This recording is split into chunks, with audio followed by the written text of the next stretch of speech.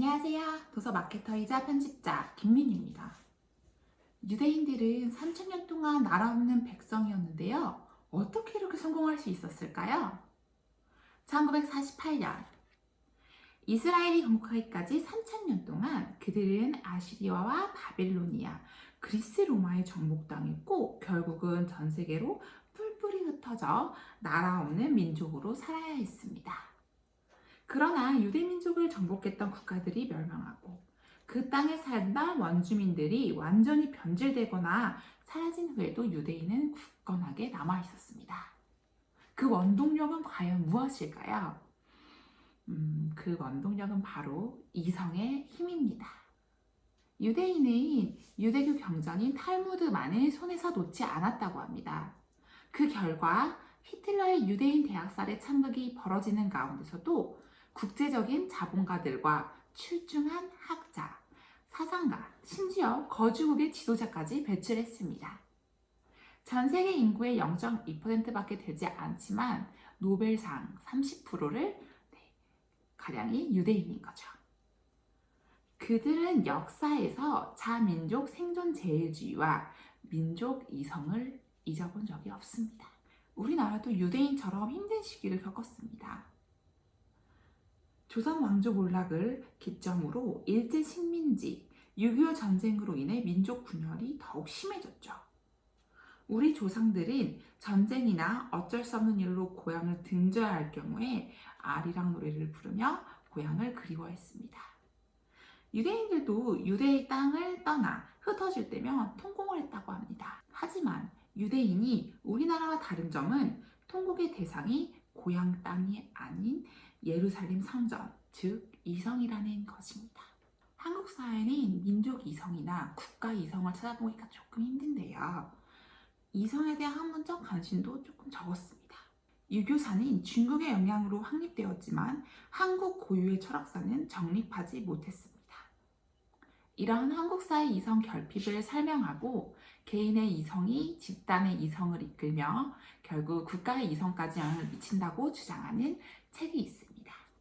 바로 개인의 이성이 어떻게 국가를 바꾸는가입니다. 이 책은 맥스미디어에서 출판을 했고요. 저자는 김용운 작가입니다.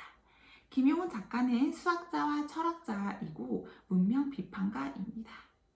이분은 일본어를 비롯한 5개국어를 능숙하게 구사하여 외국어를 배우는 자신만의 노하우를 역사, 문화, 언어를 동시에 배우는 삼위일체 학습이라고 정의하였고요. 그 공로를 인정받아 한국출판문화상과 서울시 문화상, 대한수학회 공로상 등을 수상하였습니다. 김용훈 작가의 인상 깊은 점은 2019년 폐암을 투병하시면서 이 책을 썼다는 것입니다. 그래서 이 책은 바로 그분의 유작이 되었는데요. 그분이 마지막까지 어떤 메시지를 여기 우리나라에 주고 싶은 건지를 조금 보여주는 책이 아닐까 생각합니다. 목차를 보겠습니다. 파트 1. 이성은 어떤 과정으로 정립되어 왔나? 파트 2. 이성 본질은 지역, 인종에 따라 다를까? 파트 3. 국가 이성은 어떻게 강한 국가를 만드나? 처음에 이성이란 무엇인가, 동서양의 이성이 왜 다른가로 시작하여서 마지막으로 집단 이성, 그리고 결국에는 국가 이성에 영향을 끼치는 점까지 쭉 나열하고 있는 책입니다. 먼저 이성은 무엇인가에 대해 조금 살펴보겠습니다. 이성은 생각입니다. 생각은 언어가 주도합니다. 생각과 언어는 인간의 특징이라고 할 수 있죠. 좀 더 형식적으로 표현한다면 충동이나 감각적 욕구에 따르지 않고 사색의 결과의 기초에 스스로의 행위를 규정하는 능력을 이성이라고 합니다. 이성은 논증적 이성과 직관적 이성으로 나뉩니다. 논증적 이성은 대상에 대한 직물적 인식을 피한다, 즉 편견을 피하고 본질적 요소를 확인하여 이들 관계에 대해 가능한 데까지 설명할 수 있어야 합니다. 그리고 직관적 이성은 직관적이다라는 것처럼 개별적인 것이 아니라 통합적 시각으로 전체를 파악하는 것입니다. 기존의 개념에 의존하지 않죠.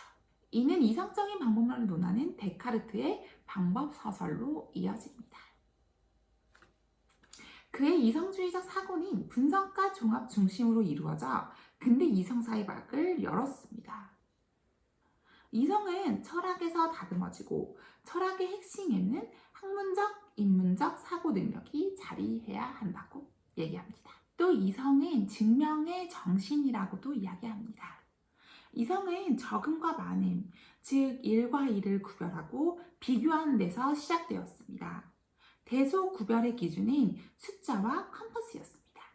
셈과 도형의 추상화로 문명의 발전이 시작되었고 인문학도 같은 방법으로 가능했습니다. 원시적인 지식 기반에서 상식이 나오고 상식이 체계를 갖추면서 문화가 형성되었습니다. 이런 증명을 함으로써 수학 정신이 문명 사회에서 시민권을 얻는 단계로 도약하게 되는 것입니다. 즉 증명은 권력이나 권위를 무시하고 모든 사람이 똑같이 납득할 수 있는 것입니다. 따라서 민주적일 수밖에 없는 거죠. 이런 증명 속의 진리 추구는 동서양 모두 있었습니다. 근대 과학은 아쉽게도 동양이 아닌 서양, 정확히 말해 데카르트의 철학에서 비롯되었는데요. 즉, 직선과 원, 그리고 간단한 손가락 셈 등 문명의 시작에서는 동서양이 같았지만 동양의 수학은 산수 수준에 그쳤고 자동차, 비행기 등 대부분 중요한 발명들은 서양에서 나왔습니다. 그럼 동서양의 문명은 왜 이렇게 다를까요? 그 이유는 바로 이성 간의 차이 때문입니다. 수학이나 과학의 수준은 해당 사회의 문화적 요청에 의해 결정이 됩니다. 즉, 능력의 문제가 아니라 사회적 가치와 제도에 따른 결과인 거죠. 서양의 도약을 앞지른 직접적인 계기는 화약, 나침반, 인쇄술을 보다 실질적으로 활용한 결과였습니다. 발명은 동양이 먼저 했지만 화약은 불꽃놀이에, 나침반은 풍수지리에만 썼습니다. 하지만 서양은 화약을 무기화하여 전쟁을 일으켰고요. 나침반으로 대항해 시대를 열었습니다. 가장 큰 예로는 인쇄술이 있습니다. 한국의 금속 활자는 구텐베르크보다 앞섰고 직지, 신체 요절도 세계 최초였습니다. 하지만 한국은 불교 서적이나 유교 경전들을 찍어내는 데만 인쇄술을 활용했습니다. 서양에서는 성경을 찍어 기독교의 대중화를 촉진했고 종교 개혁을 이루었으며 계몽시대를 유발했습니다. 동서양의 과학 능력에는 차이가 없었지만 사회적인 가치관과 철학의 차이에 과학적 발달은 전혀 다른 방향을 갈라놓은 거죠. 이처럼 이성관이 매우 중요합니다. 요즘 정치 현장에 이성이 있을까 의심되는 경우가 많습니다. 처칠 전 영국 수상은 이렇게 얘기합니다. 민주주의는 최악의 제도이나 인간은 아직까지 그보다 더 나은 제도를 발견하지 못했다. 라고요. 민주주의가 구성원의 이성에 대한 믿음에서 출발하지 않으면 최악의 제도가 될 수 있다는 말을 함축하고 있습니다. 그러나 현대 학문은 집단 이성의 학문적 성찰의 결과를 반영할 기회를 거의 갖고 있지 못합니다. 한국이 당면한 정치, 외교적 위기는 근원적으로 공동체, 구성원의 이성 결핍에 있습니다. 한국은 과거의 역사의 아픔을 다시 되풀이하지 않으려면 지적 용기와 이성을 단단히 해야 합니다. 이 책을 통해 개인의 이성에 대한 중요성을 깨닫고 정치, 사회, 경제, 문화, 그리고 나, 개인에 대한 사유의 시간을 보내는 게 어떨까요? 이때 함께 읽기 좋은 책, 개인의 이성이 어떻게 국가를 바꾸는가, 이 책을 추천합니다.